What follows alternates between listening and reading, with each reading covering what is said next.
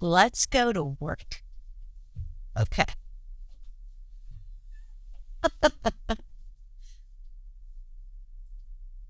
Let's go.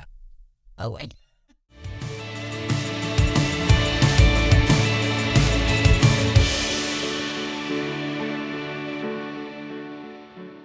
My name is Natalie. Welcome back to the table. I'm so excited that you're with me again. I hope you have someone that you brought with you to this table. So today, we're going to talk about your table. So in our first episode, I told you all about my table. In this episode, I'm going to talk about your table. Okay, I've got my coffee here. This is one of my favorite things to do, is I love to listen to other people's stories. So let's pretend like you and I are sitting at a table, maybe in a coffee shop or in your house or in your favorite chair, and I'm listening to your story. So as we dive in today and we talk about your table, I want you to think about something. Today, if I was to walk into your house, what does your table look like? Is it covered in crayons? Maybe it's your toddlers. Maybe your toddlers have been coloring all morning long. And I'm sure if you have toddlers, your table's covered in probably glue, gum, probably leftover food from last night. Let's just be honest. Maybe your table is stacked full of books.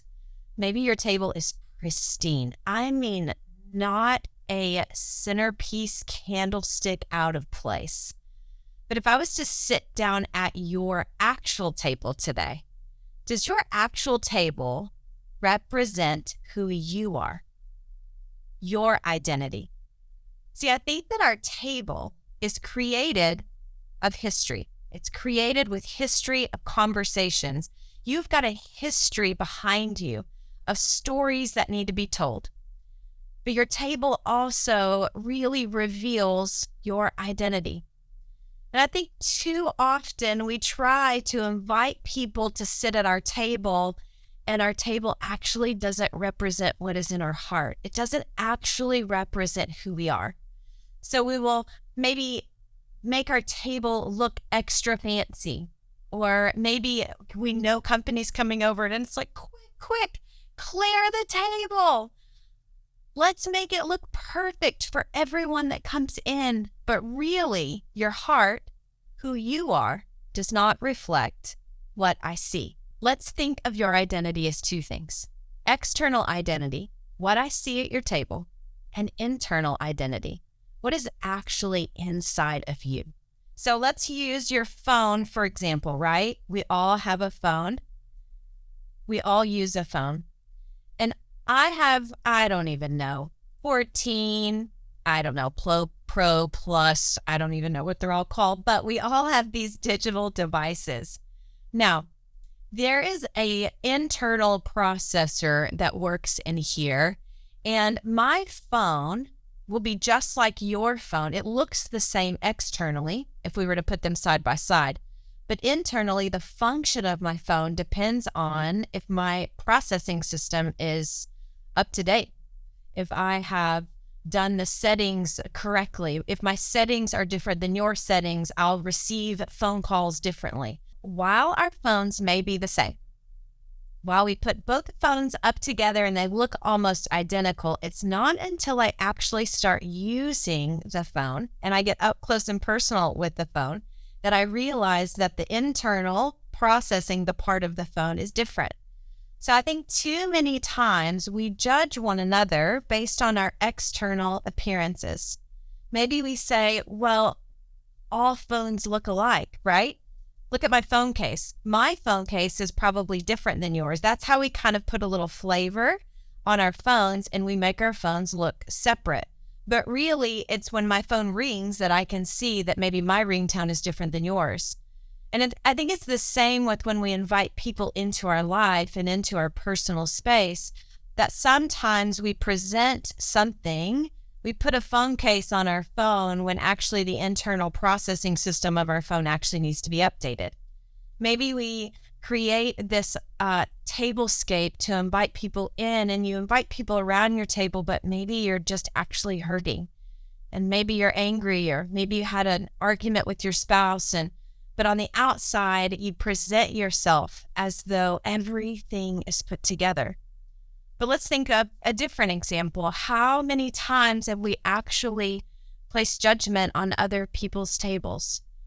Maybe we go into someone's house and their table is really, really messy, and we place judgment on what we see externally, but what we don't see internally is that they have got a heart of gold, and they didn't have time to make their table look fake in order to present something, because maybe they were busy entertaining other people at their table.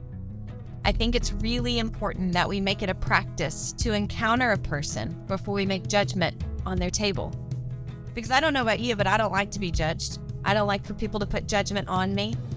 And I know you don't like to be judged either. I know you wouldn't like it if I came into your home and decided to judge what I saw and never actually stepped into your world.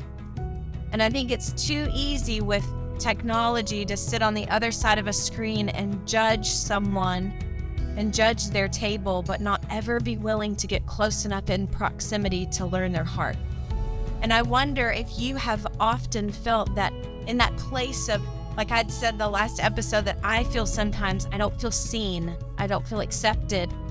But I wonder if too many times if I made my table look like something in hopes that people would perceive me a certain way, when really in my heart I was hurting. And so as I've been discovering my own identity, my own history that has been being revealed inside of me, I think about my own DNA. I think about that God actually created me on purpose with a purpose. And he said that he knit me together and he formed me in my mother's womb, and he's created me special, just like I am.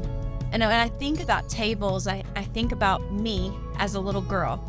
And I think about my favorite thing whenever I was little, before I would go to school. I would sit around my table. My mom and dad, we had this a round table, and for breakfast, my mom would make me peanut butter and syrup on toast. If you know, you know. I mean, it is just, it's good. You should Google it. It is not healthy for you, but it is wonderful. But I was that same girl. My DNA was the same at the table when I was little. My DNA is the same as I'm at the table today. Now, my hair looks different. My external body looks different. I'm taller. I'm a mom now. I'm getting a little older. My wrinkles are coming out. But the person that God created me to be is the same. And I think sometimes when I'm listening to other people's stories and I'm listening to their history, I can see how they have allowed their external surroundings and the pressure to perform and the pressure to make your table look a certain way begin to attempt to change the internal. And so this wrestling starts happening, and I think dreams start becoming crushed and smothered, and we often wonder why can't I ever fulfill my dream, or we compare ourselves with other people. But I wonder if it's because we've created a table that really doesn't represent my personal identity and the DNA that God has made me to be. I think about a seed, and I think about your identity and my identity as being a seed. And our seed gets planted in soil, right?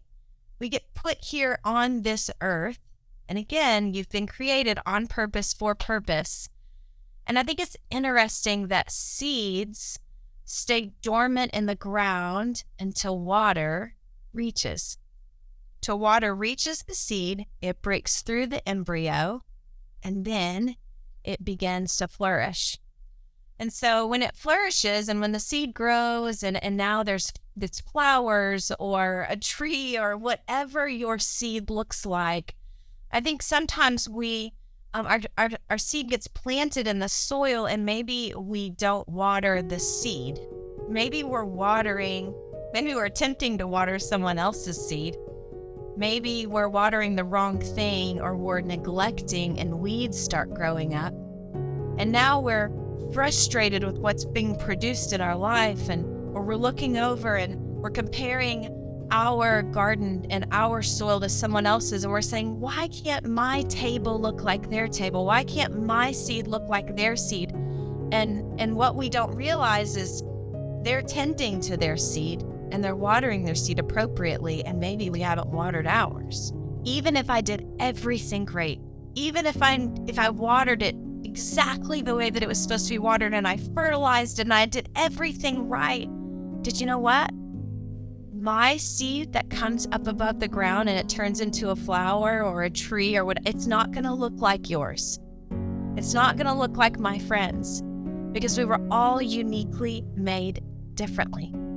And instead of comparing my seed to your seed and my fruit to your fruit and my table to your table, and maybe we're like, I don't want to invite people in close because my table doesn't look like yours and I'm fearful, but I really want what she has. The solution to that is connection, and it's family. And so for me to say, I see your seed, I see your flowers, I see your garden, I see your table, and it's beautiful. Can I invite you into my table, and can I learn more about yours? That is seeing one another. That is acceptance. That is living a life fully alive, because comparison will kill every seed that you have attempted to grow. Because whenever you compare, you are watering something else other than what you need to be watering. Remember, your table is made up of history. It's made up of conversations. And at your table, your identity is revealed. See, you can't change your DNA, but you sure can alter your character. And your character will be displayed based on the way you tend your seed. If I was to summarize, comparison kills, connection will actually heal. And what I want to encourage you with is you matter. Your story matters. Your table matters. Your external facade can change, but your internal makeup, the person that God made you to be, is beautiful. So I want to encourage you, water the seed that is you, and let the internal change the external. Let the world see the authentic, real you, the identity that God created, because it is beautiful. You matter. And when we think about this concept of the table and history and conversations and connections, the only way that you can share your testimony, your history, your dreams, and your desires is to bring people close, to invite them at your table, and to share connection with them. It matters. So I want to challenge you this week. Step away from your phone. Step into someone's home. Build connection with someone. Now, for some of you, you're going to have to clear off the table. It hadn't been cleaned in a while. For others, it might be meet someone at a coffee shop. Connection matters. You matter. You have what it takes, and your identity is beautiful. I can't wait to hear the connections that have been made and the identity that's been revealed. We'll talk soon.